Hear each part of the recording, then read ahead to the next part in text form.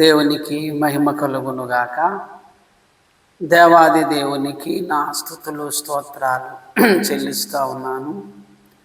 ఈ కార్యక్రమాన్ని చూస్తున్న మీ అందరికీ యేసుక్రీస్తు వారి పరిశుద్ధ నామాన్న నా వందనాలు చెప్తా ఉన్నాను. ప్రియమిత్రులారా, ఈరోజు ధ్యానము నిమిత్తము ఏర్పాటు చేయబడిన వాక్య భాగము ఎఫెసీలకు వ్రాసిన పత్రిక 1వ అధ్యాయము 17 నుంచి 19 వరకు. మరియు మీ మనోనేత్రములు వెలిగింపబడినందున ఆయన మిమ్మును పిలిచిన పిలుపు వలనైన నిరీక్షణ ఎట్టిదో, పరిశుద్ధులలో ఆయన స్వాస్థ్యము యొక్క మహిమైశ్వర్యం ఎట్టిదో, ఆయన క్రీస్తునందు వినియోగపరిచిన బలాతిశయమును బట్టి విశ్వసించు మన యందు ఆయన చూపుచున్న తన శక్తి యొక్క అపరిమితమైన మహత్యమెట్టిదో మీరు తెలుసుకొనవలెనని, మన ప్రభువైన యేసుక్రీస్తు యొక్క దేవుడైన మహిమాస్వరూపియగు తండ్రి తన్ను తెలుసుకొనుటయందు మీకు జ్ఞానమును ప్రత్యక్షతయను గల మనస్సు అనుగ్రహించున్నట్లు నేను నా ప్రార్థనలయందు మిమ్మును గూర్చి విజ్ఞాపన చేయుచున్నాను. చిన్న ప్రార్థన చేసుకుందాం. ప్రేమ కలిగిన ప్రియ పరిశుద్ధ తండ్రి, మీ వాక్యాన్ని ధ్యానిస్తూ ఉన్నాము. మా మనోనేత్రములను వెలిగించండి. ప్రత్యక్షత కలిగిన మనస్సును మాకు దయచేయండి. యేసు వారి పేరిట ఈ ప్రార్థన అడిగి వేడుకొనుచున్నాము తండ్రి, ఆమేన్. ప్రియమిత్రులారా, చదవబడిన ఈ మాటలో మనోనేత్రములు అనే మాట, అలాగే ప్రత్యక్షత కలిగిన మనస్సు అనే మాట మనం ఇక్కడ చూస్తూ ఉన్నాం. పౌలు భక్తుడు మనోనేత్రములు వెలిగించబడాలని, మనందరికీ ప్రత్యక్షత కలిగిన మనస్సు కావాలని ప్రార్థన చేస్తూ ఉన్నాడు. ఇది అన్ని కాలాలలో ఉన్న మనుష్యులందరూ చేయవలసిన ప్రార్థన. ఎందుకనగా దేవుని వాక్యమును, దేవునిని మనం అర్థం చేసుకోవాలి అంటే మన మనోనేత్రములు వెలిగించబడాలి. మనకు ప్రత్యక్షత కలిగినటువంటి మనస్సు కావాలి. ప్రాముఖ్యముగా ఇక్కడేమంటున్నాడంటే, తన్ను తెలుసుకొనుటయందు, మనం దేవునిని తెలుసుకోవడానికి కూడా ప్రత్యక్షత కలిగినటువంటి మనస్సు కావాలి. ఈ కళ్ళతో మనం వాక్యాన్ని చదువుతూ ఉంటాము, కానీ వాక్యము లోపల దాగి ఉన్నటువంటి ఆ ఆంతరంగిక అర్థాన్ని మనము గ్రహించాలంటే మన మనోనేత్రములు వెలిగించబడాలి. అలాగే మనకు ప్రత్యక్షత కలిగిన మనస్సు కావాలి. దేవుని గురించి బైబిల్లో వ్రాయబడిన సంగతులు మానవ జ్ఞానానికి మించినవిగా కనపడుతూ ఉంటాయి. మనం అక్షరాలను చదువుతూ ఉంటాము, కానీ ఈ అక్షరాలలో దాగి ఉన్నటువంటి ఆంతరంగిక భావాన్ని సాధారణ మానవుడు గ్రహించలేడు, కానీ ప్రత్యక్షత కలిగినటువంటి వ్యక్తి మాత్రమే గ్రహించగలడు. ఒక్కసారి చూద్దాము. కొలసీలకు వ్రాసిన పత్రిక 2వ అధ్యాయము 2వ వచనము. కొలసీలకు వ్రాసిన పత్రిక 2వ అధ్యాయము 2వ వచనము. సంపూర్ణ గ్రహింపు యొక్క సకలైశ్వర్యము కలిగిన వారై దేవుని మర్మమయ్యున్న క్రీస్తును స్పష్టముగా తెలుసుకోవాలి. ఇక్కడ సంపూర్ణ గ్రహింపు, యేసుక్రీస్తుని మనం అర్థం చేసుకోవాలంటే ఆయన గూర్చిన సంపూర్ణ గ్రహింపు ఉండాలి. ఆయన ఎలా ఉన్నాడు అంటే దేవుని మర్మమై ఉన్నటువంటి క్రీస్తు, యేసుక్రీస్తు మర్మముగా ఉన్నాడు. నేటి క్రైస్తవ ప్రపంచంలో కూడా యేసుక్రీస్తుని గూర్చిన వివాదాలు ఎక్కువగానే ఉన్నాయి కదా. అన్యుల విషయం కాసేపు పక్కకు పెట్టండి, క్రైస్తవ్యములోనే యేసుక్రీస్తుని గురించి అర్థం చేసుకోవడంలో మరి చాలా భేదాభిప్రాయాలు ఉన్నాయి. అందుకనే ఏమంటున్నాడంటే, మీకు ప్రత్యక్షత కలిగిన మనస్సు కావాలి, మీ మనోనేత్రములు వెలిగించబడాలి అని ఇక్కడ అపోస్తలుడైన పౌలు భక్తుడు మనకు తెలియజేస్తూ ఉన్నాడు. క్రీస్తు మర్మముగా ఉన్నాడు. అలాగే ఇశ్రాయేలీయులు అనేకులు పడుటకును తిరిగి లేచుటకును ఆయన ఒక వివాద గురితిగా ఉన్నాడు. ఒక విషయాన్ని గురించినటువంటి వివాదం రావడానికి చాలా కారణాలు ఉన్నాయి. అందులో ఒక కారణము ఆ విషయము మర్మముగా ఉండటం. ఆ మర్మముగా ఉన్నటువంటి విషయాన్ని బయటకు తేవడానికి ప్రత్యక్షత అనేటువంటిది అవసరము. కొలస్సీలకు వ్రాసిన పత్రిక 1వ అధ్యాయము 9-10 వచనాలు. కొలస్సీలకు వ్రాసిన పత్రిక 1వ అధ్యాయము 9-10 వచనాలు మనం చూస్తే, మేమును మీ నిమిత్తము ప్రార్థన చేయుట మానక మీరు జ్ఞానమును ఆత్మ సంబంధమైన వివేకము గలవారును ఆయన చిత్తమును పూర్ణముగా గ్రహించిన వారునై ప్రతి సత్కార్యములో సఫలులగుచు దేవుని విషయమైన జ్ఞానమందు అభివృద్ధి పొందొచ్చు. ప్రార్థన చేస్తున్నాడు. ఇందాక చూసారా పౌలు భక్తుడు ప్రత్యక్షత కలిగిన మనస్సు కావాలని ప్రార్థన చేస్తున్నాడు. అదే ప్రార్థన ఇక్కడ మరలా రిపీట్ చేస్తున్నాడు. అక్కడ మీ నిమిత్తం ప్రార్థన చేస్తున్నాను. ఏమిటా ప్రార్థన అంటే, మీరు జ్ఞానమును ఆత్మ సంబంధమైన వివేకము. వివేకానికి ముందు ఆత్మ సంబంధమైన వివేకము అంటే భౌతికంగా కాకుండా ఆత్మ సంబంధమైన విషయాలను మీరు ఆత్మ సంబంధమైన కోణములో ఆలోచించగలగాలి. అది ఉండాలని మరి ఆయన ప్రార్థన చేస్తూ ఉన్నాడు. ప్రియమిత్రులారా, బైబిల్ గ్రంథములో మనం చదువుతూ ఉన్నాము. చదివిన సంగతుల యొక్క అంతరంగిక భావాన్ని మనము తెలుసుకోవడానికి, గ్రహించడానికి ప్రత్యక్షత అనేటువంటిది అవసరమై ఉన్నది. ప్రత్యక్షత అనగా ఇది హీబ్రూ పదంలో గాలా అనే పదం వాడబడింది. గాలా అంటే అర్థము తెర తీయుట లేక ముసుగు తీయుట అంటే అర్థం. ఎప్పుడైతే తెర తీశారో తెరక వెనుకనున్నటువంటి విషయాలను మనం తెలుసుకోవడానికి వీలవుతుంది. తెర తీయక ముందు అది మర్మముగా ఉంది. ఎప్పుడైతే తెర తీశారో అది స్పష్టమయ్యింది. ముఖ్యముగా దేవునిని గురించి మనం తెలుసుకోవడానికి, ప్రభువైన యేసుక్రీస్తుని గురించి మనం తెలుసుకోవడానికి మరి ప్రత్యక్షత కలిగినటువంటి మనస్సు కావాలి. ఈ ప్రత్యక్షత మనము పొందుకోవాలి అంటే మనము పరిశుద్ధాత్మను పొందుకోవాలి. సాధారణ మానవ మేధస్సు దేవుని మర్మాలను తెలుసుకోలేదు. సాధారణ మానవ మేధస్సు మరి ఈ దేవుని మర్మములను గ్రహించలేదు. ఒక్కసారి మనం ఉందాము. 1వ కొరింథీయులకు వ్రాసిన పత్రిక 2వ అధ్యాయము 10వ వచనం నుంచి మనం అలా చదువుకుంటా వస్తే, 1వ కొరింథీయులకు వ్రాసిన పత్రిక 2:10 మనకైతే దేవుడు తన ఆత్మ వలన బయలుపరిచి ఉన్నాడు. ఆత్మ అన్నిటినీ దేవుని మర్మములను కూడా పరిశోధించుచున్నాడు. అలా కిందకు వస్తే, దేవుని వలన మనకు దయచేయబడిన వాటిని మనము తెలుసుకొనుటకై లౌకికాత్మను కాక దేవుని యొద్ద నుండి వచ్చు ఆత్మను పొంది ఉన్నాము. లౌకికాత్మ వేరు, భౌతిక సంబంధమైన వివేకము వేరు. అలాగే దేవుని ఆత్మ వేరు, ఆత్మ సంబంధమైన వివేకము వేరు. ఒక విషయాన్ని ఫిజికల్గా రీసెర్చ్ చేయటం వేరు, అదే విషయాన్ని ఆత్మ సంబంధమైన కోణములో వివేచించటం వేరు. ఈ విభజన మనం తెలుసుకోవాలి. క్రైస్తవ్యములో భేదాభిప్రాయాలు రావడానికి చాలా కారణాలలో ఒక కారణము ఆత్మ సంబంధముగా ఆలోచించవలసిన విషయాలను భౌతికంగా ఆలోచించటం. సో ఇక్కడ అంటున్నాడు, దేవుని వలన మనకు దయచేయబడిన వాటిని తెలుసుకొనుటకై మనము లౌకికాత్మను కాక దేవుని యొద్ద నుండి వచ్చి ఆత్మను పొంది ఉన్నాము అని కింద అంటున్నాడు. మనుష్య జ్ఞానము నేర్పు మాటలతో కాక ఆత్మ సంబంధమైన సంగతులతో సరితూచుచు ఆత్మ నేర్పు మాటలతో వీటిని గూర్చి మేము బోధించుచున్నాము. వాక్య పరిపూర్ణత అయిపోయిన తరువాత కూడా పరిశుద్ధాత్ముడు ఉన్నాడు, మన మధ్యన ఉన్నాడు. కారణం ఏమిటంటే పరిపూర్ణము కావించబడిన వాక్యాన్ని మనము గ్రహించడానికి కూడా, మనకు ప్రత్యక్షతనివ్వడానికి కూడా పరిశుద్ధాత్ముడు ఉన్నాడు. వాక్య పరిపూర్ణతతోనే పరిశుద్ధాత్మని పని అయిపోలేదు.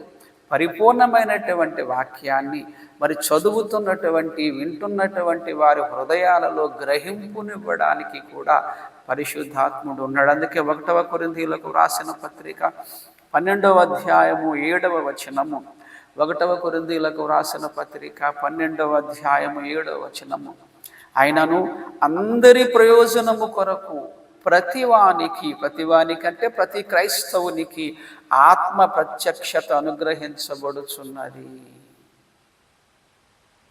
ఆత్మ ప్రత్యక్షత లేకపోతే దేవునిని మనం తెలుసుకోలేము, క్రీస్తుని మనం తెలుసుకోలేము. ఆయన మర్మమై ఉన్నాడు. దేవుని మర్మమై ఉన్నటువంటి క్రీస్తును మనము స్పష్టముగా తెలుసుకోవాలంటే మనకు ఆత్మ ప్రత్యక్షత కావాలి, పరిశుద్ధాత్మను పొందుకోవాలి, పరిశుద్ధాత్మతో మనం ప్రేరేపించబడాలి.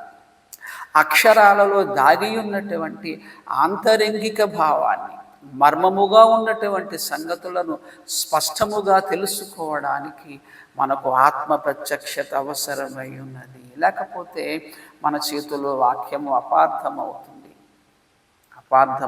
కనుక పౌలు భక్తుడు చేసినటువంటి ప్రార్థన మనందరం చేయాలి, అన్ని కాలాలలో ఉన్నటువంటి వ్యక్తులు చేయాలి.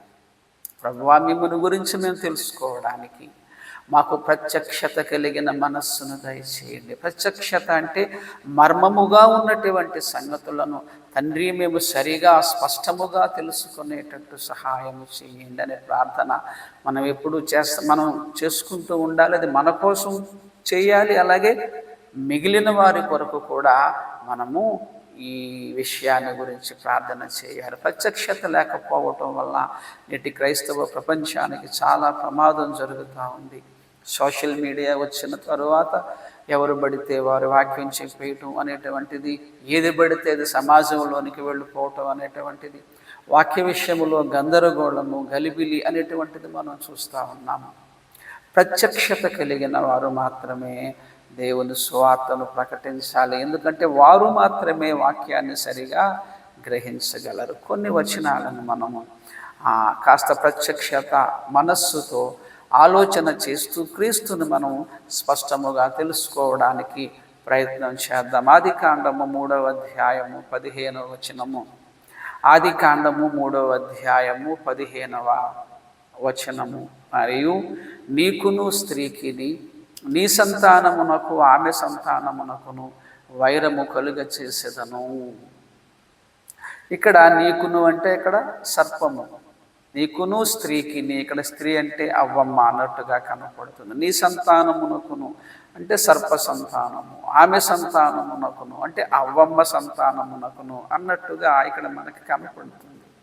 అక్షరార్థం అదే. ఆమె సంతానం అంటే అర్థము అవ్వమ్మ సంతానము కయీను, హేబేలు, షేతు అని లేక వారి సంతానం అన్నట్టుగా మనకు కనపడుతుంది ఇక్కడ. కానీ కాస్త మనం ప్రత్యక్షతతో ఆలోచన చేస్తే అక్కడ ఆ స్త్రీ సంతానం ఎవరంటే యేసుక్రీస్తు.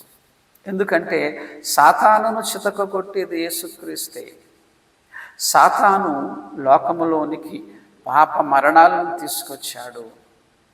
యేసుక్రీస్తు ఆ సాతానును జయించి లోకములోనికి పరిశుద్ధతను, నిత్య జీవాన్ని తీసుకొచ్చాడు. కనుక ఇక్కడి వైరములో ఈ స్త్రీ సంతానము అనగా మొట్టమొదటిగా అది యేసుకు అప్లై అవుతుంది. తరువాత యేసుని నమ్ముకున్న క్రైస్తవులకు అప్లై అవుతుంది. ముందు క్రీస్తుకు వర్తిస్తుంది, తరువాత క్రీస్తును నమ్ముకున్న క్రైస్తవులకు వర్తిస్తుంది. రోమీలకు వ్రాసిన పత్రిక 16:20లో సమాధానకర్తయగు దేవుడు సాతానును మీ కాళ్ళ క్రింద శీఘ్రముగా చితక త్రొక్కించును.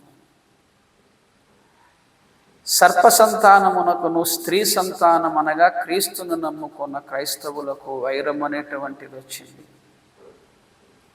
ఈ వైరములో ఇక్కడ ఆమె సంతానము అంటే యేసుక్రీస్తు అని, ఆ తరువాత యేసును నమ్ముకున్న క్రైస్తవులు వీరు సాతానును మీ కాళ్ళ క్రింద శీఘ్రముగా చితక తొక్కించేస్తారు. సాతానును శీఘ్రముగా చితక త్రొక్కించేస్తాడు. అంటే ఇక్కడ స్త్రీ సంతానం అంటే ఆమె సంతానం అనగా మొట్టమొదటిగా అది యేసుకు అప్లై అవుతుంది. తరువాత యేసు ద్వారా యేసును నమ్ముకున్న క్రైస్తవులకు అర్థమవుతుంది, కానీ అప్లై అవుతుంది. కానీ అక్కడ చూడడానికి మనకు అలా కనపడదు. ఇక్కడ ఆమె సంతానం అనగానే అవ్వమ్మ సంతానము అనే భావం మనందరికీ అర్థమవుతూ ఉంటుంది. కానీ కాస్త ప్రత్యక్షతతో మనం చూడగలిగితే అది యేసుకు అప్లై అవుతుంది, తరువాత యేసును నమ్ముకున్న మనకు అప్లై అవుతుంది. మరికొన్ని చూద్దాం మిత్రులారా. ఆదికాండము 49వ అధ్యాయము 8వ వచనము. ఆదికాండము 49వ అధ్యాయము 8వ వచనము. యూదా, నీ సహోదరులు నిన్ను స్తుతించెదరు. యూదా అంటే ఎవరు అనగానే అందరూ వెంటనే చెప్పే సమాధానం ఎవరంటే యాకోబు కుమారుడైన యూదా. ఈ అధ్యాయం అంతట్లో కూడా యాకోబు గారు ఆయన బిడ్డలను గురించి, వారి సంతానాన్ని గురించి చెబుతున్నటువంటి ప్రవచన సంగతులవి. యూదా, నీ సహోదరులు నిన్ను స్తుతించెదరు అంటే ఇక్కడ అక్షరార్థంగా తీసుకుంటే యోధాను, యాకోబు కుమారుడైన యోధాను అతని సహోదరులందరూ స్తుతిస్తారు, సాగిలపడతారు అనే భావం కనపడుతుంది అక్కడ. ఎందుకంటే యోధాలో నుంచే రాజదండం వస్తుంది కదా, యోధాలో నుంచే రాజదండం. అంటే ఇక్కడ యోధా, నీ సహోదరులు నిన్ను స్తుతిస్తారనగానే యోధాను, యాకోబు కుమారుడైన యోధాను మిగతా సహోదరులందరూ స్తుతిస్తారనే భావన కాదు. యోధా గోత్రములు యేసుక్రీస్తు అనే ఒక వ్యక్తి పుడుతున్నాడు. ఆ వ్యక్తిని అందరూ స్తుతిస్తారు, అందరూ సాగిలపడతారు. దేవుడు మాత్రమే స్తుతులకు పాత్రుడు, ఏ మానవుడు కూడా స్తుతులకు పాత్రుడు కాడు. ఇక్కడ యోధా, నీ సహోదరులు నిన్ను స్తుతిస్తారు అంటే అర్థము యోధా గోత్రములో పుట్టబోతున్న యేసుక్రీస్తుని అందరూ స్తుతిస్తారు. ఎందుకంటే ఆయన మాత్రమే స్తుతులకు పాత్రుడు, ఆయన మాత్రమే స్తోత్రార్హుడు. ఎందుకంటే ఆయన దేవుడు గనుక. దేవుడు మానవుడిగా యోధా గోత్రములో పుట్టాడు. ఇక్కడ యోధా, నీ సహోదరులు నిన్ను స్తుతించెదరు అనే మాటలో, యోధా అనే మాటలో ఆంతరంగికంగా యేసుక్రీస్తు, యోధా గోత్రములో పుట్టబోతున్న యేసుక్రీస్తు అనే భావము ఉన్నది. మామూలుగా అక్షరాల్లో చదివితే ఆ భావం ఉండదు కనుక ప్రకృతి సంబంధులు దీనికి ఒప్పుకోరు. అక్కడ యోధా అని ఉంది కదా, నువ్వు యేసుక్రీస్తు అని ఎందుకు అంటున్నావు, నువ్వు కలిపేస్తున్నావు, చెరిపేస్తున్నావు అంటూ మన మీదకు దాడికి దిగుతూ ఉంటారు వాళ్ళు. ప్రత్యక్షత కలిగిన మనస్సుతో మనం ఆలోచన చేస్తే మానవుడిగా ఉన్నటువంటి యోధా స్తుతులకు పాత్రుడు కాడు, అతను మానవుడు. మానవుడిగా వచ్చిన దేవుడు యేసుక్రీస్తు యోధా గోత్రములో మానవుడిగా పుట్టాడు గనుక ఆయన మాత్రమే స్తుతులకు పాత్రుడు, స్తోత్రార్హుడు. ఇక్కడ చదవబడిన ఈ వచనములో యోధా అనే మాటలో యోధా గోత్రములో పుట్టబోతున్న యేసుక్రీస్తు అనే భావము అంతరంగికంగా దాగి ఉంది. దానిని మనము ప్రత్యక్షత కలిగిన మనస్సుతోనే తెలుసుకోవాలి. మరికొన్ని ఇలాంటివి చూద్దాము. యెహెజ్కేలు గ్రంథము 37వ అధ్యాయము 23, 24, 25 వచనాలు మనం చదివితే, యెహెజ్కేలు గ్రంథము 37వ అధ్యాయము 23, 24, 25 వచనాలను మనం చూడగలిగితే, వారిని ఏకజనముగా చేసి ఒక రాజునే నియమించెదను. వారిని అనగా ఇశ్రాయేలీయులని అర్థం వస్తుంది అక్కడ.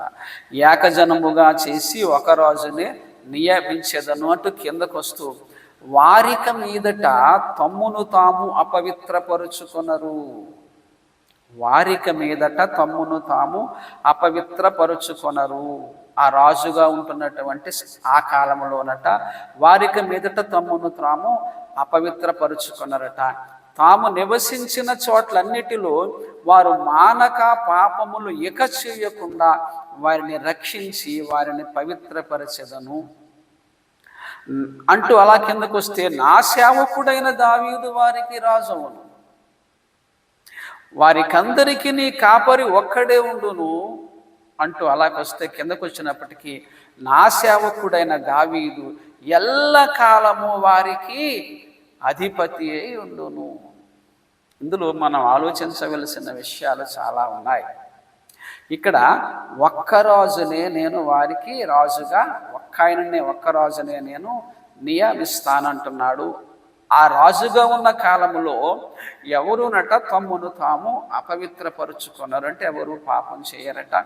అలాగే తాము నివసించిన చోట్లన్నిటిలో వారు మానక పాపములు ఇక చేయకుండా వారిని రక్షించి వారిని నేను పవిత్రపరుస్తానంటున్నాడు. ఇప్పుడు ఈ రాజుగా ఉండే కాలంలో ఎవరా రాజు అంటే నా సేవకుడైన దావీదు వారికి రాజు అని అంటున్నాడు.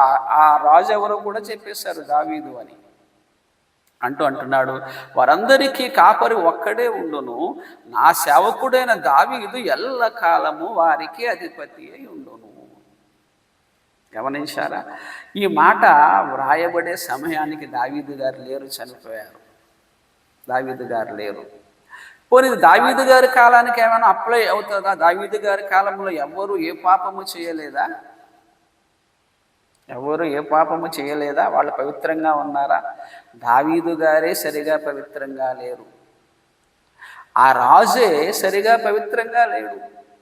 ఆ రాజులో కూడా దావీదు గారు కూడా ఒకవేళ దీన్ని దావీదు గారు అని ఇక్కడ ఉంది కనుక దావీదు గారే అని మనం అనుకుందామంటే అలా ఒప్పుకోవట్లేదు. ఎందుకంటే దావీదు గారు లేని దోషాలు ఉన్నాయి, దావీదు రాజ్యంలో ఉన్నటువంటి ప్రజల్లో కూడా కొన్ని పాపాలు ఉన్నాయి.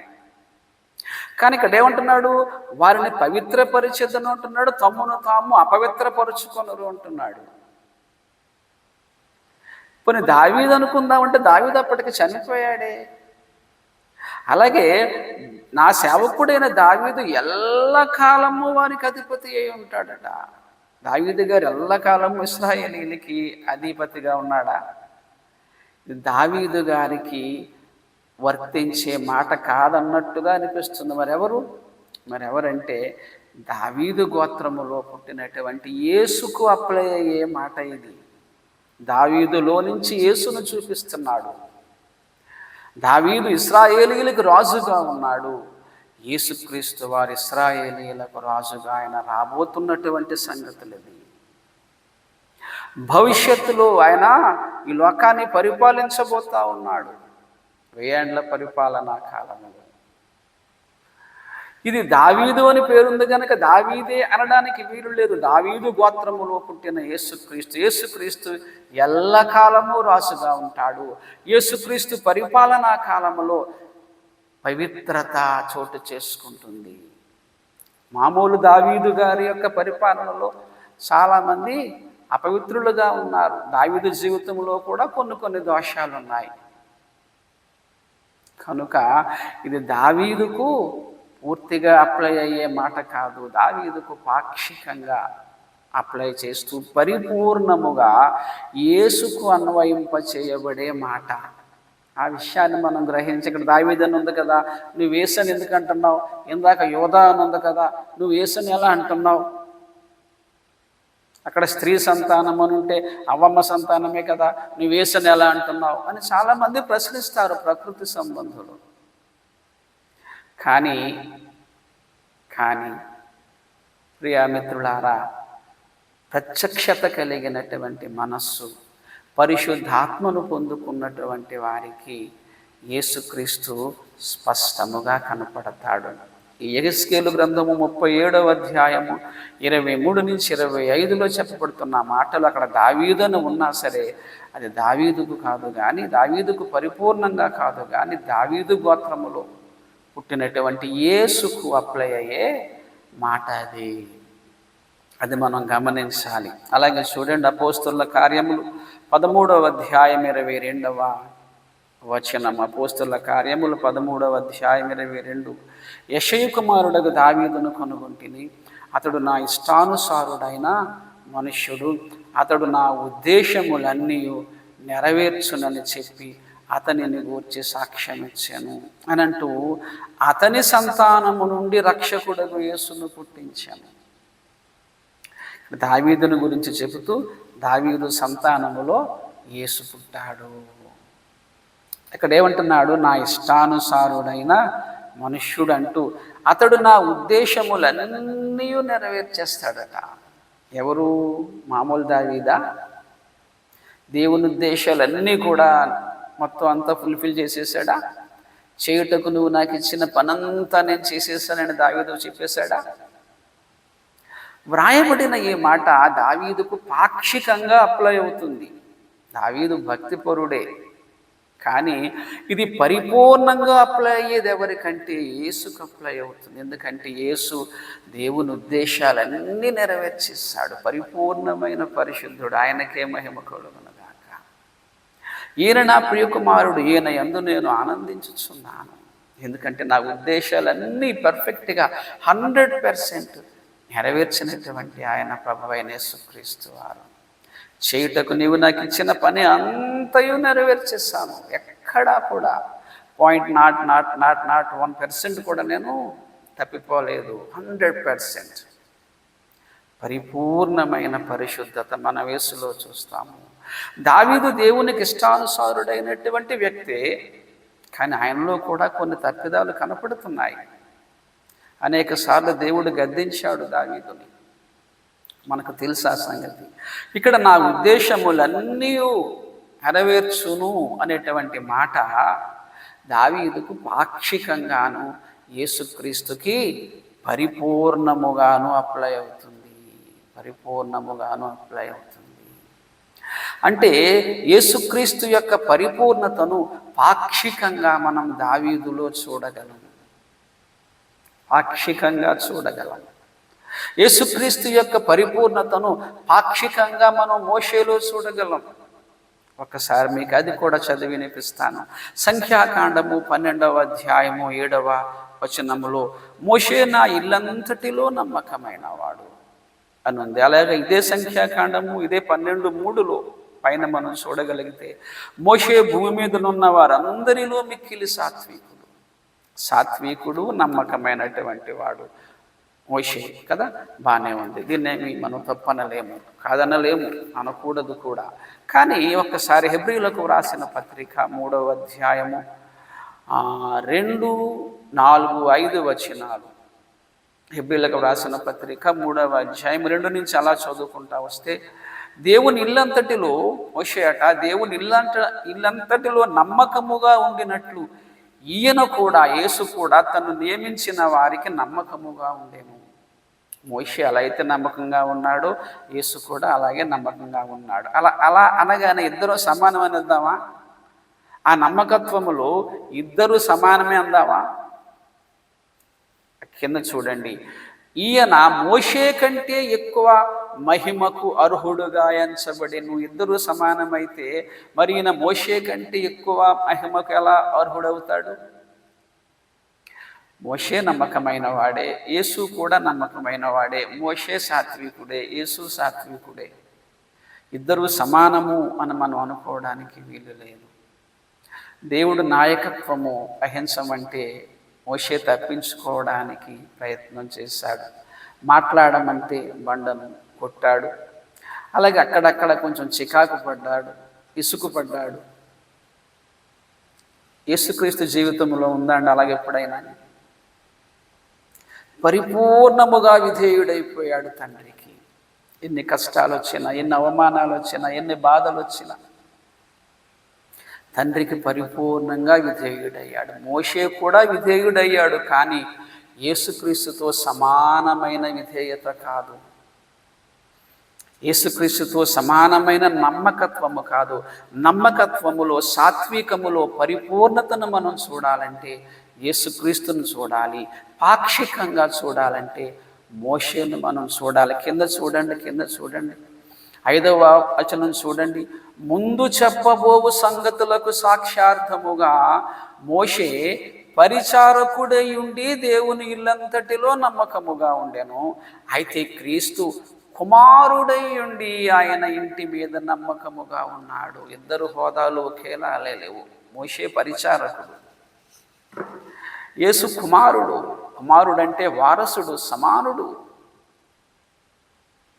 ఒక ఉన్నతమైన హోదాలో నుంచి పరిపూర్ణమైన నమ్మకత్వముతో యేసుక్రీస్తు ఉన్నాడు. పరిచారకుడుగా ఉండి మోషే నమ్మకస్తుడుగానే ఉన్నాడు, కానీ అక్కడక్కడ చిన్నపాటి ఆ లోపాలు మోషేలో కూడా మనం చూస్తూ ఉన్నాం. కానీ యేసులో మనము ఒక్క లోపమును కూడా చూడలేము. నమ్మకత్వములో పరిపూర్ణత, సాత్వికములో పరిపూర్ణత, నీతి న్యాయాలలో పరిపూర్ణత, పరిశుద్ధతలో పరిపూర్ణత. ప్రభువైన యేసుక్రీస్తు వారు మరి పరిశుద్ధతలో పరిపూర్ణుడు. దావీదు గారు, మోషే గారు, వీళ్ళందరిలో కూడా పరిశుద్ధతను మనం పాక్షికంగా చూడగలము. కానీ పరిపూర్ణముగా ఏదైనా ఒక సద్గుణము యొక్క పరిపూర్ణతను మనం చూడాలంటే అది యేసులోనే మనం చూడగలము.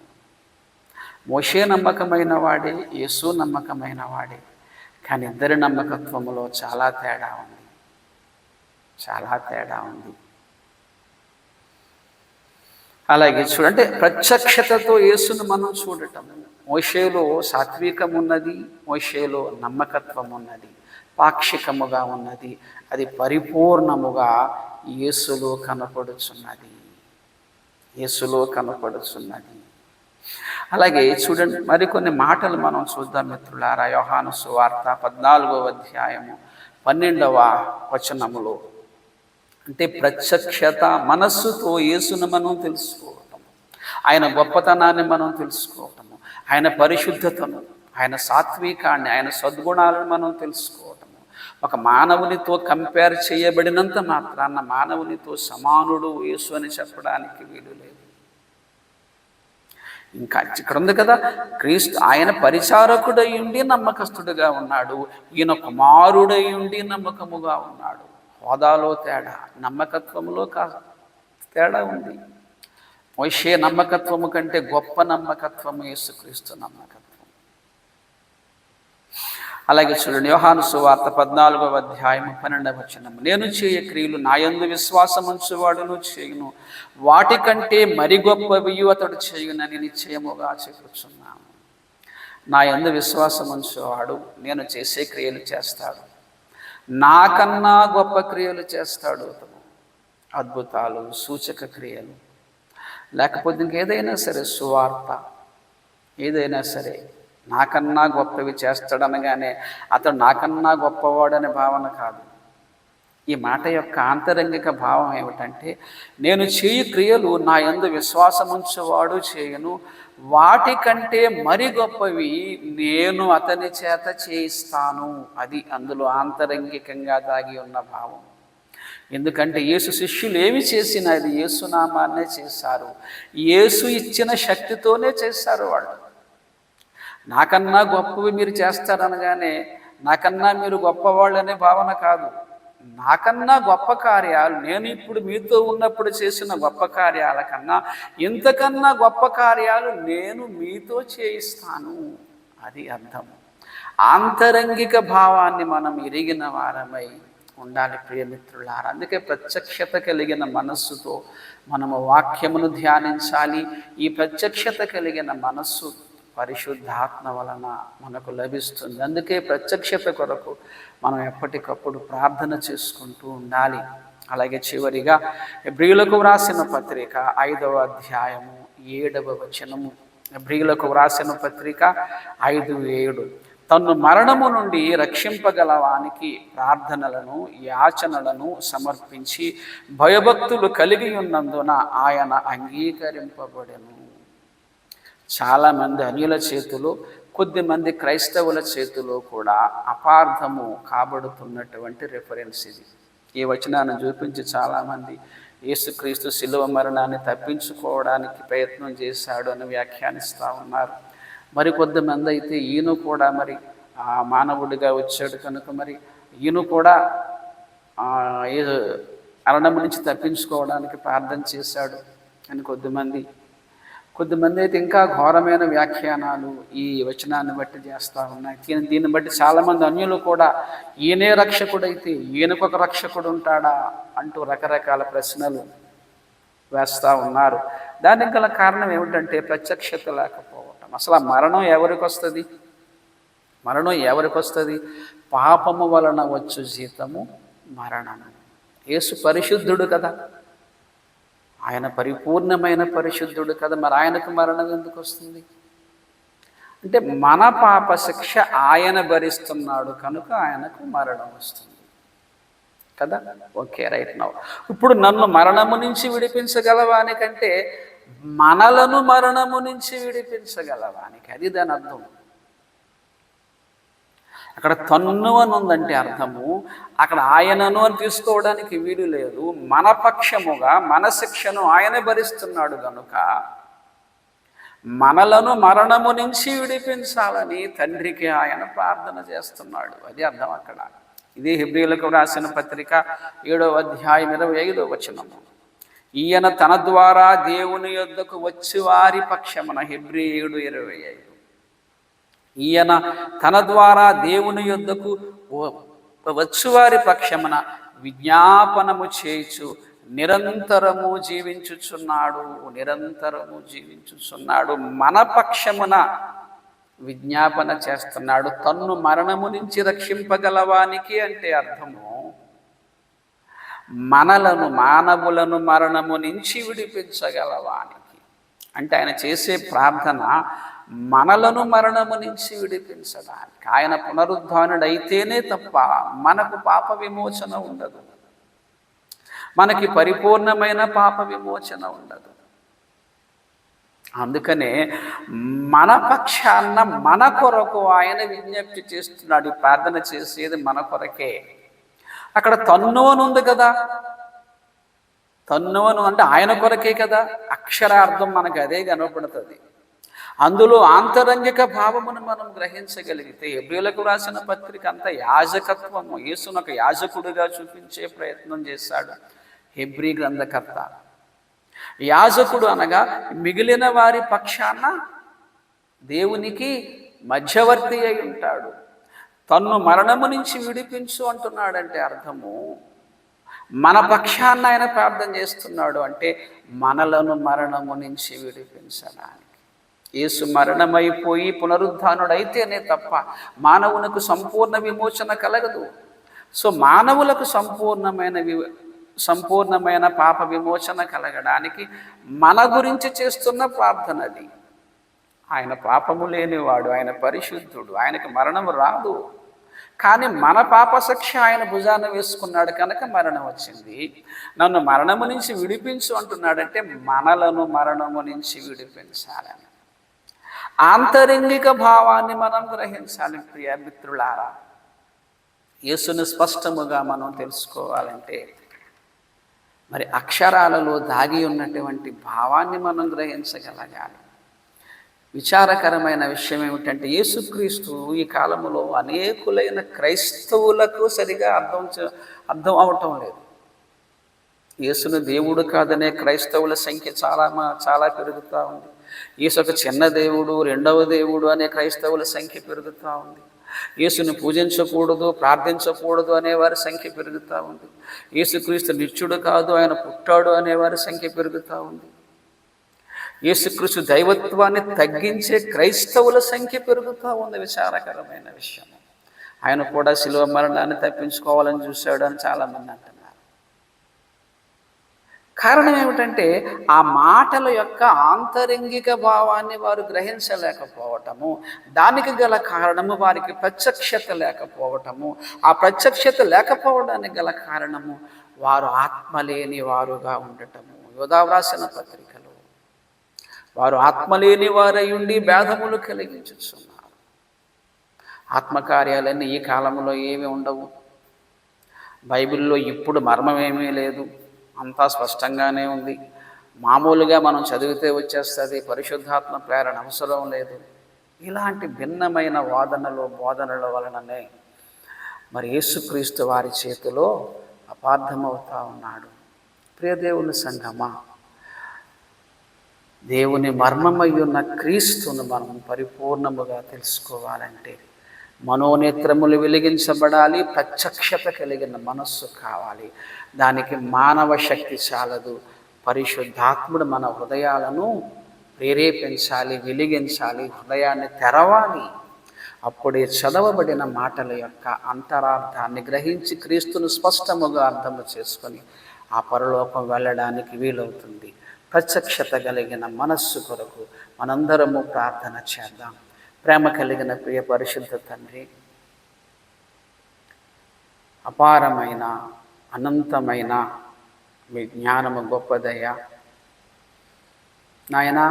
మిమ్మల్ని తెలుసుకోవడానికి తగినంత ఇన్ఫర్మేషన్ ఆయన బైబిల్ గ్రంథంలో మీరు ఇచ్చారు. అందుని బట్టి మిమ్మల్ని స్తుతిస్తూ ఉన్నాము. అయితే ఆ సంగతులు మేము గ్రహించడానికి తండ్రి మాకు ప్రత్యక్షత కలిగిన మనస్సు కావాలి. మా జ్ఞానము చాలదు, మా స్వనీతి చాలదు నాయన. మీ ఆత్మతో మమ్మల్ని ప్రేరేపిస్తూ మా మనోనేత్రములను వెలిగిస్తూ మర్మమయ్యున్నటువంటి క్రీస్తును స్పష్టముగా మేము తెలుసుకొని మా హృదయాల్లో ఆదరణ పొందుకొని తండ్రి ఆ నిత్య జీవానికి వచ్చే ఈ ప్రయాణంలో మీరు మాకు సహాయం చేయమని యేసు వారి పరిశుద్ధ నామమని ప్రార్థన అడిగి వేడుకొంచున్నాము తండ్రి. ఆమేన్. తండ్రి అయిన దేవుని ప్రేమయు కుమారుడైన యేసుక్రీస్తు వారి కృపయు పరిశుద్ధాత్మదేవుని అన్యోన్య సహవాసం ఇప్పుడు ఎల్లప్పుడూ సదాకాలం మనందరిపై తోడై ఉండును గాక. ఆమేన్. వందనాలు.